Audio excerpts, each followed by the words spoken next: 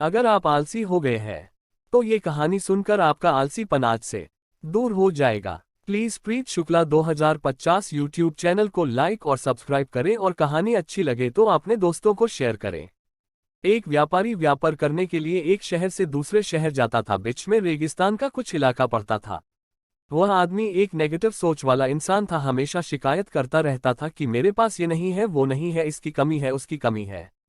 एक दिन वह रेगिस्तान में से गुजर रहा था, तभी उसकी पानी की बोतल खाली हो जाती है। उसे बड़ी जोर की प्यास लगती है, लेकिन रेगिस्तान में पानी ना मिलने की वजह से उसे बहुत गुस्सा आता है और बोलता है कि कितना खराब जगह है, ना कोई पेड़ ना पानी, रास्ता भी लंबा है, रेगिस्तान पार करना पड़ता है।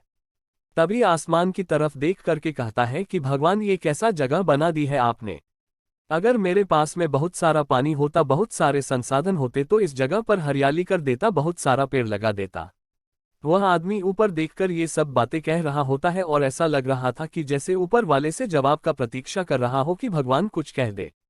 अब चमत्कार ये हुआ कि वह जैसे ही नीचे देखा, उसे अपने आंखों के सामने एक कुआं दिखाई दिया। वह पूरी तरह से घबरा गया क्योंकि उसने कभी भी उस रेगिस्तान में कुआं नहीं देखा था।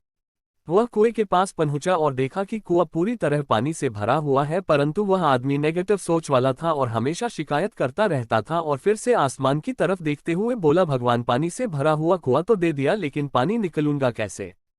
तो इस बार जब वह नीचे देखा तो फिर से चमत्कार हुआ। उसे कुएं के पास रस्सी और बाल्टी दिखाई दी, लेकिन आदमी फिर से ऊपर देखा और बोला, भगवान, अब इस पानी को ले जाऊंगा कैसे। तभी उसको एहसास हुआ जैसे उसके पीछे कोई है। वह पीछे मुड़कर देखा तो एक ऊंट खड़ा हुआ होता है। वह पूरी तरह से घबरा गया, सोचने लगा कि ये तो सच में होने लग रहा है। मैं बातों बातों में कह तो दिया, अब मुझे यहाँ हरियाली करनी पड़ेगी और पेड़ लगाने की जिम्मेदारी लेनी पड़ेगी। आदमी को पानी से भरा हुआ कुआं मिल गया, बाल्टी और रस्सी मिल गई, पानी को ले जाने के लिए ऊंट भी मिल गया, सब कुछ मिल गया। अब वह आदमी सोच रहा था कि ये मैं बातों बातों में क्या बोल दिया, ये तो गड़बड़ हो गया। अब वह तेजी से दौड़कर भागने लगा। वह भाग रहा था, उस जिम्मेदारी से बच रहा था। तभी एक कागज उड़ते हुए आया और इसके शरीर से चिपक गया।